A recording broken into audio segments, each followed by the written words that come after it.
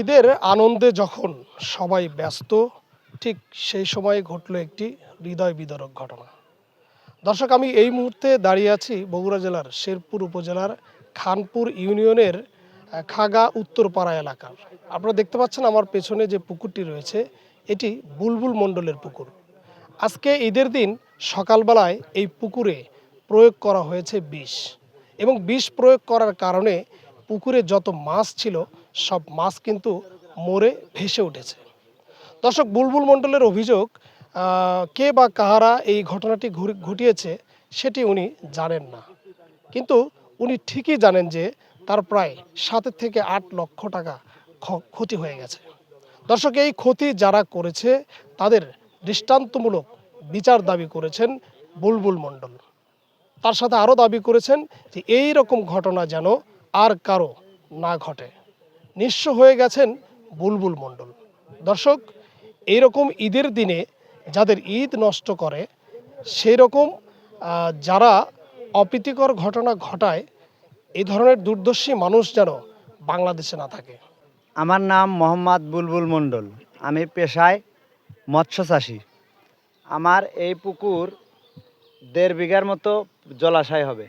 আমার পুকুরে মাছ ছিল, বাংলা মাছ ছিল রুই, মিরকা, কাতল, আপনার ক্যাটফিশ ছিল, হলো আপনার ট্যাংরা, পপ্তা, শিং, মাগুর।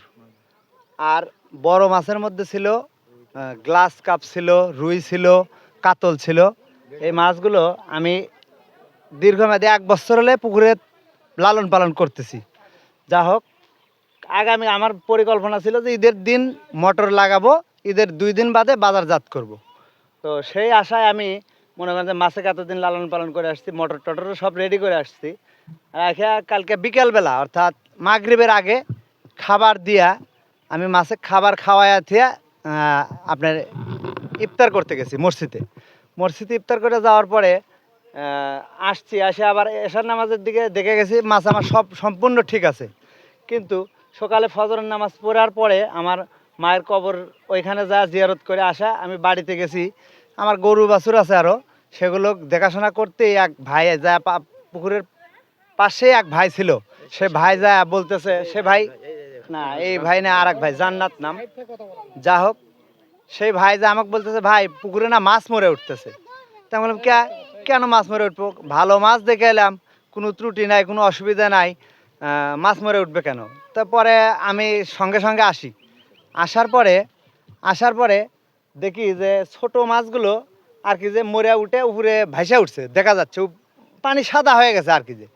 আচ্ছা, কিন্তু বড় মাছ দেখা যাচ্ছে না। বড় মাছ ধার দিয়া কচুরির নিচে যায়া এই বড় বড় আপনার রুই, মিরকা, কাতল, ব্রিকেট, সিলভার, এগুলো যেগুলো 4-5 কেজি ওজনের, গ্লাস কাপ, এই সব মাছগুলো কচুরির তলে বা ধারে এসে মাটিতে পড়ে আছে, পানির নিচে পড়ে আছে। সেখন আমি পানিতে নামার পরে হাত দিয়া এই মাছগুলো পাওয়ার পরে আমার তো মাথা টাথা সেখনই হ্যাং হয়ে গেছে। আমি অসুস্থতা বোধ করে ওইখানে আমার আরও 2-3 ভাইয়ের ডাক দেওয়ার পরে তারা আসার পরে দেখে, এই অবস্থা দেখে আমি সঙ্গে সঙ্গে জেলেগারে ফোন দিই, বা আরও আমার যারা মৎস্যর সাথে যারা জড়িত আছে, আড়তদার ভাই বা আমার ডাক্তার, এদেরকে ফোন দিতে বলতেছে, ভাই আপনার পুকুরে যদি গ্যাস দিয়ে থাকে বা বিষ করে থাকে, তাহলে ওষুধ প্রয়োগ করে কোনো লাভ হবে না। আপনি মাছটা তাড়াতাড়ি তোলার চেষ্টা করেন আর বাজারজাত করার চেষ্টা করেন ওই অবস্থায়। তো সেখান থেকেই আমি বাজারজাত করার বা জাল নিয়ে এসে খেয়াও দেয়া পুকুরে মাছ ধরার চেষ্টা করি, তারপরে খেয়াও দিই। তারপরে এই পর্যন্ত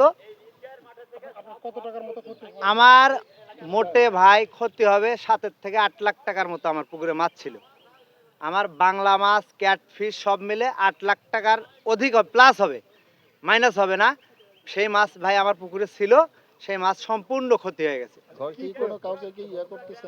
আমি এখন ভাই কাউকে কিছু বলতেছি না, কিন্তু আমার একটা অনুরোধ হলে, এই পুকুরটা আমার লিজে ছিল, আমার লিজ ছিল, লিজের পুকুর ম্যাচ শেষ হয়ে গেছে, আমার কাছে 7 দিন সময় আছে, বুধবার পর্যন্ত সময় আছে।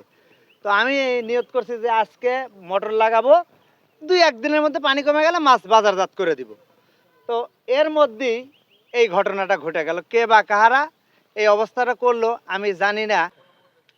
আমি সকালবেলা ঈদের নামাজ পড়তে যাব এই মতো অবস্থায় এসে দেখি এখানে প্রচণ্ড পরিমাণে সব মাছ যা ছিল, আপনার বাংলা মাছ থেকে শুরু করে এই ট্যাংরা গোলসা যা আছে, আর বড় বড় যেগুলি রুই কাতল, এক একটা কাতল আপনি মিনিমাম না হলে 4.5 থেকে 4 কেজি হবেই। আর সমস্ত মাছ পুকুরে এসে মরে দেখি সব ভাইসা উঠে আছে। আমার এই পুকুরে কেউ ইচ্ছাকৃতভাবে বিষ বিষ অথবা গ্যাস ট্যাবলেট যে কোনো একটা দিছে, পুকুরের পানি এখন পর্যন্ত গন্ধ আছে, এখনো গন্ধ আছে। এর মতো অবস্থায় মাছ টাছ ধরা শেষ হয়েছে। আমরা তো অনেক ক্ষতির ভিতরে আছি, দেখতেছি আমাদের এই প্রতিবেশী। যাই হোক, এখানেই তো শেষ। প্রিয় উপস্থিতি, আপনারা আমাদের বিপদের দিকে যে আপনারা এগিয়ে আসছেন এই জন্য আপনাদের অসংখ্য ধন্যবাদ। আজকের ঈদের দিন সকালবেলা 7টার দিকে আমি মাঠের সেক্রেটারি হিসেবে আগে মাঠে যাওয়ার জন্য চেষ্টা করতেছি, মাঠে যাওয়ার জন্য বাড়াছি। ইতিমধ্যে অবস্থায় শুনতে পারি যে তোমার ছোটো ভাইয়ের পুকুরে বিষ প্রয়োগ করছে। তো অবস্থা তারপরেও মাঠে চলে যাই। মাঠে যাওয়ার পরে যখন আরও খবর যাচ্ছে যে তোমার ছোটো ভাইয়ের পুকুরে বিষ প্রয়োগ করছে, অসংখ্য মাছ মরে যাইতেছে, তখন আমি মাঠের কাজ শেষ করে মাঠেও একটা বক্তব্য দিই যে আজকে যারা এই ঘটনাগুলো বিভিন্ন এলাকায় শোনা গেছে যে মানে ঈদের আগের দিন বিষ প্রয়োগ করে পরিকল্পিতভাবে, যাতে মাছটা কোনো বাজারে কোনো জায়গায় বিক্রি করতে না পারে। তো সেই পরিস্থিতি যেটা আমাদের এলাকায় আমরা দেখছি, অনেক শান্ত এলাকা, কিন্তু এখন এই মুহূর্তে এসে এই ঠিক ঈদের দিন সকালবেলা যখন এই ঘটনাটা ঘটলো, তখন মনে হলো যে আমাদের এলাকা ওই ধারণার খারাপ মানুষগুলোর আবির্ভাব জন্ম নিয়েছে।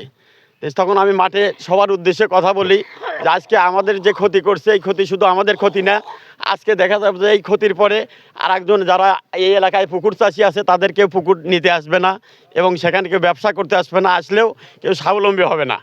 এই বলে আমি মাঠে থেকে অসংখ্য লোকজন, গ্রামের মাথা মুরব্বী সবাইকে নিয়ে আসি। নিয়ে এসে দেখি একদম পুরা পুকুর মাছ মরে সাদা হয়ে আছে। এখান থেকে আমি নিজে হাওলদার সাথে নিম্নত 10-12 মন মাছ রক্ষা মানে তুলে সেগুলো মানুষের মাঝে বিলে দিছি। আর এখনও যে মাছ মাটিতে আছে, পায়ের সাথে ঠেকতেছে, তাতে এখনও অনেক মাছ পড়ে আছে। তো আমি আপনাদের কাছে আহ্বান করতে চাই যে আজকে যারা এত বড় খারাপ লোক, যারা এত বড় পরিকল্পিতভাবে আমাদের ক্ষতি করলো, অবশ্যই এর আমরা বিচার চাই এবং যদি কোনোভাবে কোনো প্রমাণ ব্যয় করতে পারি তাহলে সর্বোচ্চ শাস্তি আর দাবি করছি।